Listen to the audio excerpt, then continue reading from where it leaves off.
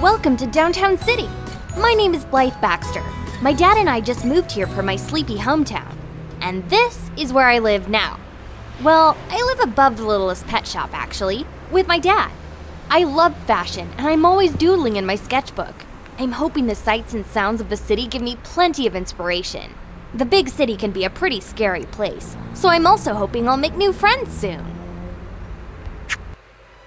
As I headed up to my new apartment, two girls surrounded me. New friends? Unfortunately not. They wanted me to go shopping, but after they insulted my clothes, I said, no thanks.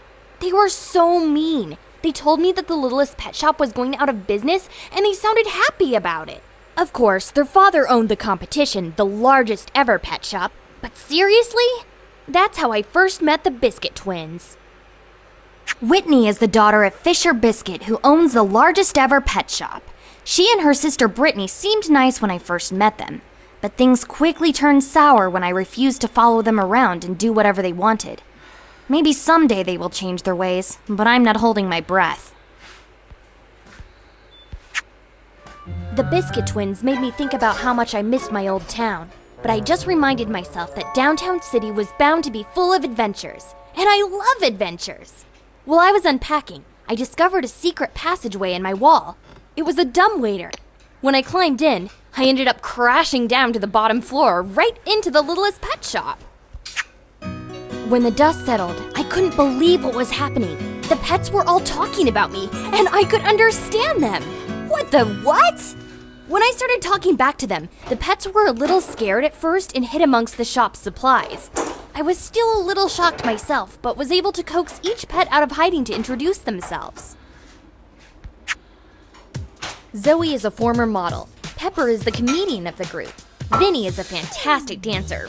Well, he hopes to be one day. Minka shares my love for adventure and art. Sunil is a genius at magic. Russell is the calm voice of reason. Penny Ling is super sweet and loves rhythmic gymnastics. Just then, the owner of Littlest Pet Shop, Mrs. Twombly, walked in. She seemed very sweet. Turns out these adorable pets are all part of her pet day camp. But unfortunately, the largest ever pet shop was scooping up all her business. And if things didn't get better, she'd have to close down. I was so sad thinking the shop might close. Those poor pets. When I returned to the apartment, my room was a huge mess. The pets had overheard Mrs. Twombly and sneaked up to my room to ask for my help, seeing as I could understand animals and all. Again, what the what? I knew we would come up with a great idea soon, but first we needed to clean up my messy room. I think my room could use a bit of the funky style that the pets seem to have.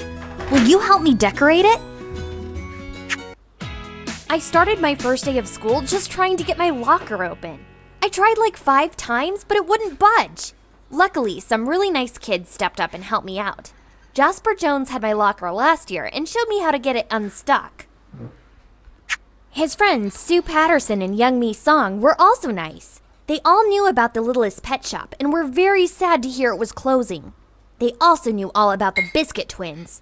I wasn't surprised to learn they were the official mean girls of the school. My new friends invited me to eat lunch with them, and I was so excited, but also a little distracted. I still had to come up with an idea to save the Littlest Pet Shop. Suddenly, the Biscuit twins walked up and asked me to eat with them. When I said no thanks again, they grabbed my sketchbook and tore up the pages. I was so upset, but it gave me a great idea.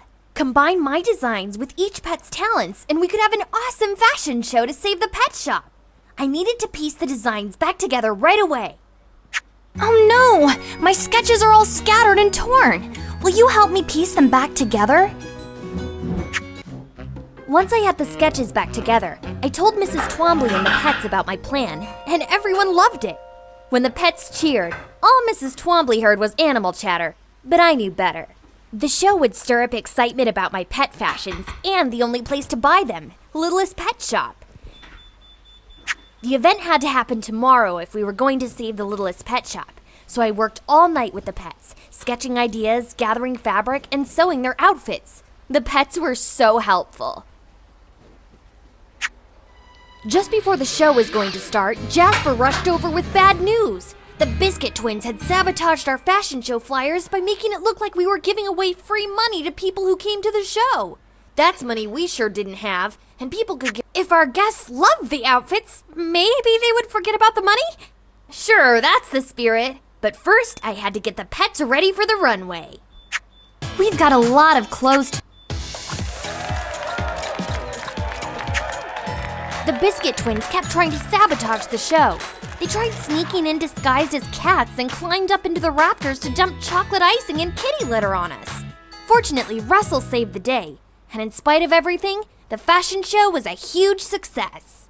There was a lot. The next day, the littlest pet shop was packed full of customers. Pet owners were buying My Blythe-style fashions for their pets, and Mrs. Twombly was having trouble keeping up with all the orders at the register. I told her I would be happy to help, and that's when she hired me to work at the littlest pet shop. The best job a girl could ask for. I was so proud to save the pet shop, and so happy that I would get to spend more time with my new pet friends. The end.